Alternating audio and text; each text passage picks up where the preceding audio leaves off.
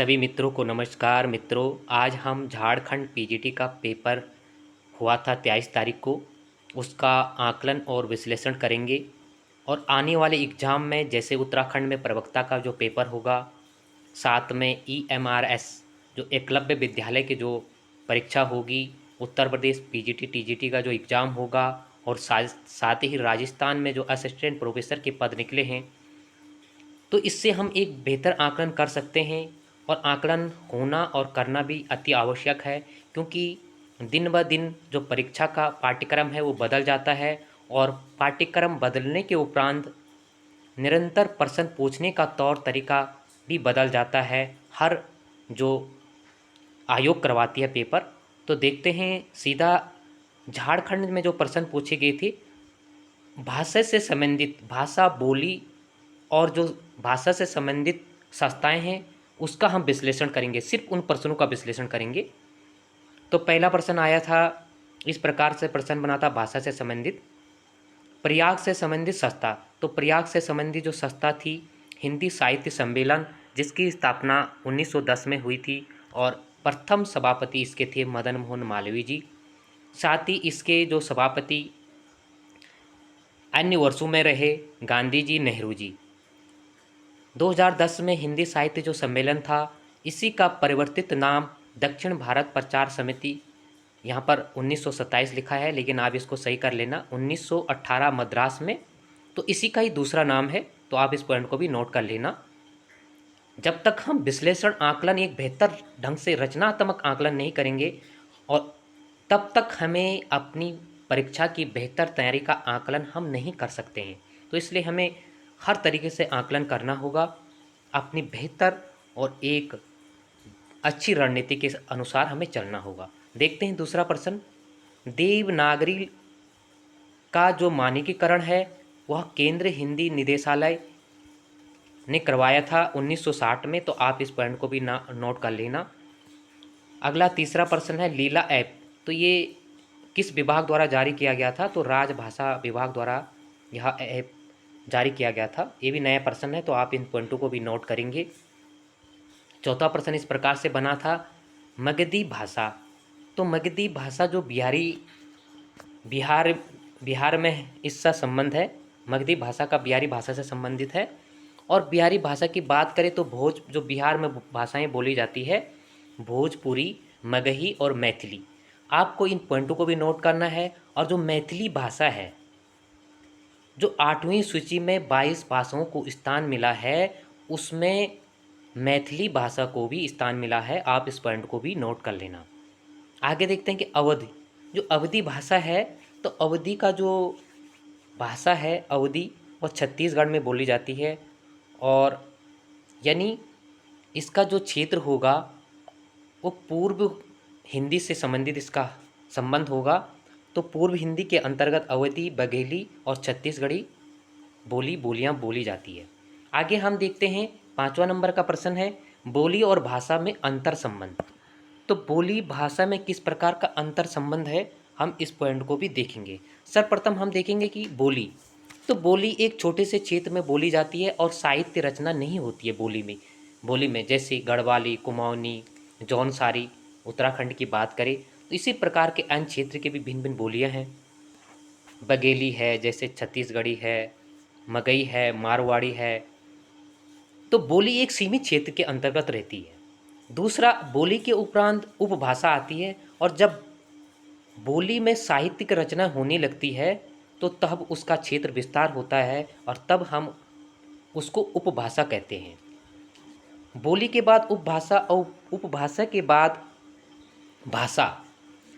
जब साहित्यिक रचनाएं होने लगती है और साहित्य रचनाओं के उपरांत परिनिष्ठित सर्वमान्य रूप जब जिस भाषा को मिल जाता है तो वह भाषा का रूप धारण कर लेती है।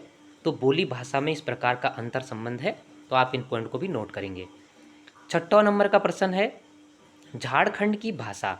झारखंड की जो भाषाएं, तो एक राज्य में भिन्न हिंदी क्षेत्र है झारखंड।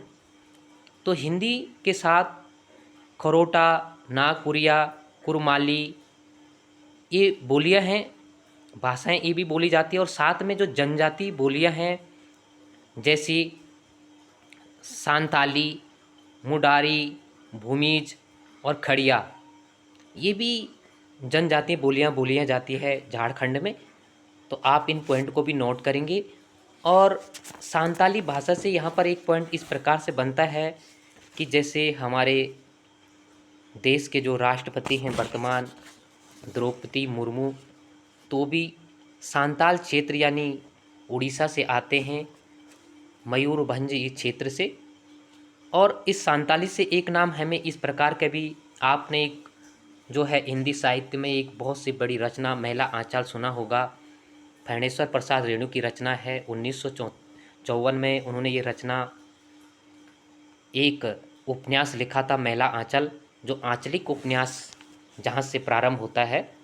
तो एक पर्सन से आप दूसरे का संबंध बनाकर भी इस प्रकार नोट कर सकते हैं, जिससे आने वाले एग्जाम में आप एक बेहतर तैयारी कर सकते हैं। तो आप इस पॉइंट को भी नोट कर लेना। महिला आंचल तो एक हर बार प्रश्न पूछा जाता है अधिकतर एग्जाम में, और यह आंचलिक उपन्यास है। आंचलिक एक क्षेत्र से संबंधित घटनाएं होती है, उसे आंचलिक उपन्यास का नाम दिया जाता है। अगला प्रश्न है ओकार बहुल क्षेत्र। तो ओकार बहुल जो क्षेत्र है ब्रजभाषा, बुंदेली और कनौजी, इसके साथ साथ जो ओकार बहुल क्षेत्र के अंतर्गत आते हैं ब्रजभाषा, बुंदेली और कनौजी के साथ साथ इसमें मारवाड़ी और मालवी यानी जो राजस्थान में बोली जाती है, और उत्तराखंड में गढ़वाली और कुमाऊनी, ये भी ओकार बहुल क्षेत्र के अंतर्गत आती है, ओकार बहुल में आती है। तो आप इस पॉइंट को भी नोट कर लेना। दूसरा आकार बहुल क्षेत्र। तो आकार बहुल क्षेत्र में कौन कौन से आते हैं, जैसे खड़ी बोली हो गई, दक्कनी और बुंदेली। इसी प्रकार से जैसे उदासीन, तो उदासीन में बघेली बोली आती है। तो इस प्रकार से आपको सारे क्वेश्चन, ये सिर्फ भाषा की बात कर रहा हूँ, तो अच्छी तरीके से आपको इन क्वेश्चनों को मिश्रण करके अपने जो भी नोट्स हैं उसे एक बेहतर रूप देना है। अगला क्वेश्चन जो है 8वां नंबर का, किशोरी लाल वाजपेयी ने अपभ्रंश को कहा। बहुत ही महत्वपूर्ण प्रश्न बना हुआ है। तो किशोरी लाल वाजपेयी ने एक बड़े साहित्यकार हुए, तो उन्होंने जो अपभ्रंश भाषा का नाम दिया अणो अणो भाषा। आप इस पॉइंट को नोट कर लेना, अणो अणो भाषा। अब देखते हैं कि अपभ्रंश को पतंजलि ने सर्वप्रथम अपभ्रंश को अपशब्द नाम दिया था। उसके बाद भरत मुनि ने इसको लोक भाषा और विभ्रष्ट भाषा का नाम दिया था। इसके साथ ही वाग्भट और हेमचंद्र ने इसे ग्राम भाषा का नाम दिया था। पतंजलि का, भरत मुनि और हेमचंद की कोटेशन हमेशा पूछी जाती कि इन्होंने अपभ्रंश भाषा को क्या नाम दिया था। तो आप इन पॉइंट को भी नोट करेंगे। अगला प्रश्न 9 नंबर का प्रश्न है, राजभाषा समिति के प्रमुख होता है। देखो यहाँ पर एक महत्वपूर्ण भाषा किस प्रकार से प्रश्न पूछा गया था, राजभाषा का प्रमुख यानी राजभाषा जो आयोग है उसका प्रमुख, या राजभाषा आयोग जो समिति बनाने का वो करता है, वो उस राष्ट्रपति का अधिकार है। लेकिन राजभाषा की जो अध्यक्षता करता है वो गृह मंत्रालय करता है। इसी प्रकार से केंद्रीय हिंदी जो समिति है, केंद्रीय हिंदी समिति की अध्यक्षता प्रधानमंत्री करता है। तो कभी कभी इन चीज़ों में छोटे छोटे प्रश्नों में बहुत कन्फ्यूजन हो जाता है, तो आप इस पॉइंट को भी नोट करेंगे। आगे हम देखते हैं 10वां नंबर का प्रश्न है, हिंदी दिवस मनाया जाता है। आप इस पॉइंट को सही कर लेना। तो 14 सितंबर आपको मालूम होगा। 11 नंबर का प्रश्न पूछा गया था, गुजरात शिक्षा सम्मेलन 1917 में गांधी ने हिंदी के शर्तें या लक्षण बताए थे। तो 5 जो शर्तें या लक्षण गांधी जी ने बताए थे, आप इस पॉइंट को भी नोट कर लेना। अगला प्रश्न हम देखेंगे,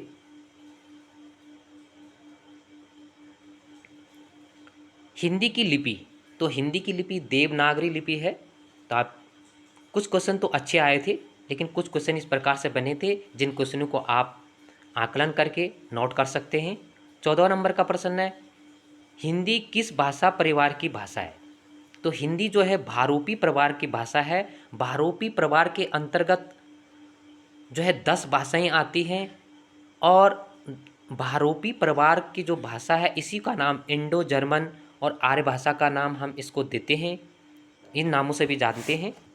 शताम के अंतर्गत हमारी हिंदी भाषा आती है, और शतम के अंतर्गत 4 भाषाएं हैं। तो आप इस पॉइंट को भी नोट करेंगे। यहाँ पर एक पॉइंट था जो किशोरी लाल वाजपेयी का। तो किशोरी लाल वाजपेयी का एक व्याकरण ग्रंथ था हिंदी शब्द अनुशासन, बहुत ही महत्वपूर्ण रचनाएं उनकी है यह, और ब्रज भाषा का पाणिनि भी कहा जाता है। आप इस पॉइंट को भी नोट कर लेना। अगला प्रश्न है 15 नंबर का, देवनागरी लिपि सर्वप्रथम प्रयोग। तो जय भट्ट शिलालेख में हुआ था, रामचंद्र शुक्ल की कोटेशन आपने पढ़ी होगी। 16 नंबर का प्रश्न है, राजभाषा अधिनियम। जो राजभाषा अधिनियम बना था वो 1963 में बना था और संशोधित हुआ था 1967 में। इसमें 9 नियम या धाराएं थी।